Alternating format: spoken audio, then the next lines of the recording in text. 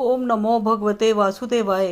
राधे राधे भक्तों, आज हम वैशाख मास के 16वें अध्याय की कथा का श्रवण करेंगे। श्रुतदेव जी ने आगे कथा का वर्णन शुरू किया और बोले, भगवान के दर्शन के आनंद में मगन हृदय वाले उस राजा ने तत्काल शीश झुका प्रणाम किया और बहुत देर तक आकुल नयनों से विश्वात्मदेव जगदीश का दर्शन करता रहा। फिर चरण धोकर जल सिर पर धारण किया और बहु मूल्यवान आभूषण चंदन आदि से पूजन करने लगा। धूप, दीप, फूल, माला, नैवेद्य और आत्म समर्पण आदि से विष्णु भगवान को प्रसन्न कर बोला, हे निर्गुण विश्व मूर्ते, आपके चरणारविंद धन्य हैं। ये चरण शरणागतों के पाप दूर करने वाले हैं। तुम्हारे चरणारविंद को भूलकर तृषा से व्याकुल अनेक योनियों में भ्रमण करता रहा। न मैंने दान किया, न साधु सेवा की, न तुम्हारी कथा सुनी। उस अपराध से शत्रुओं ने मुझे पराजित कर दिया। मेरा सारा वैभव नष्ट हो गया। तब मैं वन में गया और मेरे अपने गुरुओं के स्मरण करते ही गुरु ने आकर मेरी दीन दशा पर दया कर दुख से छुड़ाने का उपाय बताया। उनके बताए वैशाख के धर्म कार्य जो शुभ फल देने वाले हैं मैं करने लगा, जिनके प्रभाव से मुझे संपूर्ण सुख वैभव मिला और मैं अब अत्यंत प्रसन्न हूँ। हे परमात्मन, संतों का अनुग्रह करने वाले, तुमको नमस्कार है। हे जगन निवास, हे देवेश, आप प्रसन्न होइए, आप प्रसन्न होइए, जिससे आपके चरण कमलों में मेरी स्मृति बनी रहे।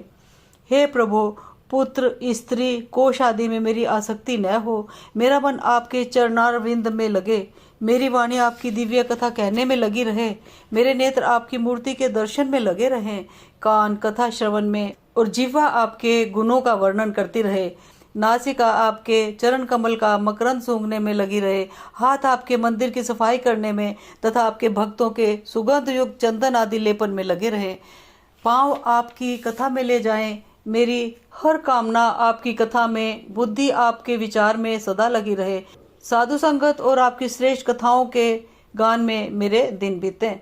हे प्रभु, एक पल भी आपके प्रसंग बिना व्यतीत न हो। हे विष्णु, मैं संपूर्ण राज्य, पुत्र, पौत्र आदि किसी की भी इच्छा नहीं करता हूँ। मैं तो आपके चरण कमल की सेवा का इच्छुक हूँ। राजा की ऐसी स्तुति सुन भगवान प्रसन्न हो बोले, तुम पाप रहित, निष्काम, मेरे भक्तों में श्रेष्ठ हो।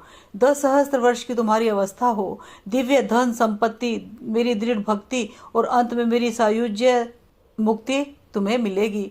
जो प्राणी तुम्हारी की हुई स्तुति करेंगे, मैं उन पर प्रसन्न होकर उन्हें निसंदेह भक्ति और मुक्ति दूंगा।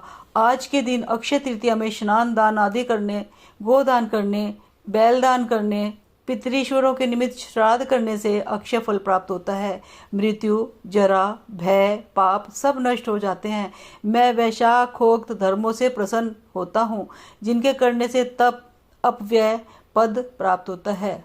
जो प्राणी मेरे चरणों का स्मरण करेगा, उसे प्रायश्चित की भी आवश्यकता नहीं होती। तुम गुरु के उपदेश से वन में आ वैशाख के धर्मों में तत्पर हुए और जगत के साथ भगवान की आराधना से तुम्हें सब वस्तु प्राप्त हो गई। इस धर्म से प्रसन्न हो मैंने तुम्हें दर्शन दिए हैं। अब तुम देवताओं के लिए भी दुर्लभ इच्छित भोगों को भोगो। देवादिदेव जनार्दन राजा को ऐसा वर दे, वहीं अंतर ध्यान हो गए।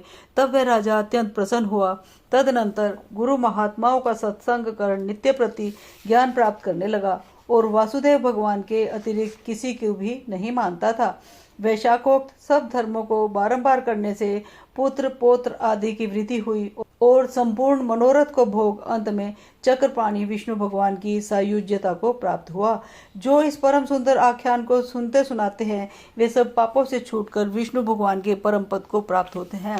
वैशाख मास महत्तम कथा का 16वां अध्याय समाप्त हुआ। बोलो ओम नमो भगवते वासुदेवाय।